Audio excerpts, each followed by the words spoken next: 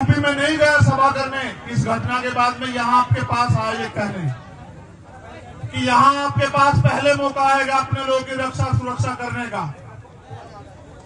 यहाँ आपके पास पहले अवसर है इन गुलामी की बेड़ियों को और उन सामंतशाही ताकतों को सबक सिखाने का कि अब हम जुल्म नहीं सहेंगे।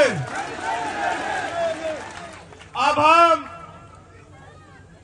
किसी भी कीमत पे किसी भी अन्याय अत्याचार को बर्दाश्त नहीं करेंगे, चाहे वो चंद्रशेखर आजाद के साथ हो या गांव में रहने वाले आम किसी किसान, कामगार, नौजवान, महिला, मजदूर किसी के भी साथ होने इस अन्याय को नहीं सहेंगे। ये सबसे बड़ा मौका आपके पास आने वाला है और मैं ये आपसे आग्रह करूंगा, ये राजधानी है हमारी, मैं इस बात को जानता हूं, ये आगरा से लगी हुई ये राजधानी है हमारी। मैं आपसे अपील करूंगा, आपने मिट्टी के पुतलों को ताकतवर बनाया। मैंने आपसे पहले कहा कि सबके लिए अपनी जान कीमती होती है। लोग रोटी और जान के लिए जीते हैं। मैं अगर जीता हूं, अगर मुझे ये दूसरा जन्म मिला है तो मैंने पहला जन्म भी आपके नाम सब कुर्बान कर दिया था और मेरा ये जन्म भी आपके नाम कुर्बान रहेगा। आप इस बात को जान लें।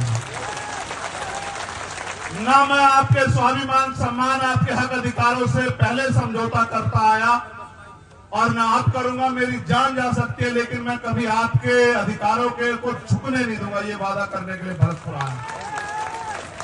मेरे जाने के बाद तमाम तरह की बातें होंगी, बस याद रखना। अगर आप ये सोचते हो कि आपके साथ यहां अन्याय हुआ, मैं दिन से कह रहा हूं, आपके पीठ पे पड़ी हुई एक एक लाठी चंद्रशेखर आजाद की पीठ पे पड़ी। जब कोई जालिम, देखो मुझसे लड़ाई क्या है मैं बता देता हूं। अब से पहले नहीं होता था कि कोई ताकतवर किसी की बच्ची को नोच ले, किसी का अपमान करे, किसी को गलत निगाह से देखे, किसी को घोड़ी पे ना बैठने दे, किसी की मूछें रखने पे हत्या कर दे, किसी की मटकी छूने पे हत्या कर दे। अब से पहले नहीं होता था, लेकिन अब होता है कि अगर ऐसा कोई करता है तो वो मिनट से पहले जेल जाता है, उसका बाप भी उसको बचा नहीं पाता। अब होता जो ये सोचते थे कि ये किसान कमेरे, दलित, पिछड़े, अल्पसंख्यक समाज के लोग, आदिवासी समाज के लोग उनकी जागीर है, उनके गुलाम है, इनका शोषण करना उनका जन्मसिद्ध अधिकार है, आज वो लोग मिनट से पहले जेल में जाते हैं, उनको सजा होती है।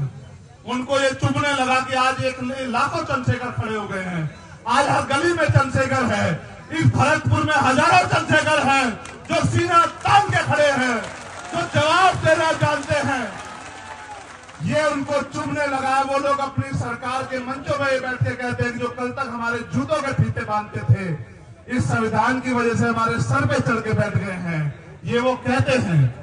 मेरी लड़ाई ये है कि संविधान ने जो अधिकार आपको दिए वो सुरक्षित रहें और वो लागू हो और नए अवसर पैदा हो और भारतीय संविधान सुरक्षित रहे और बाबा साहब अम्बेडकर, सर छोटूराम और चौधरी चरण सिंह, चौधरी कुंभाराम आर्य, कोतवाल धन सिंह गुर्जर, जननायक बिरसा मुंडा और मान्यवर काशीराम साहब के अधूरे सपने पूरे हों, यही मेरा सपना है।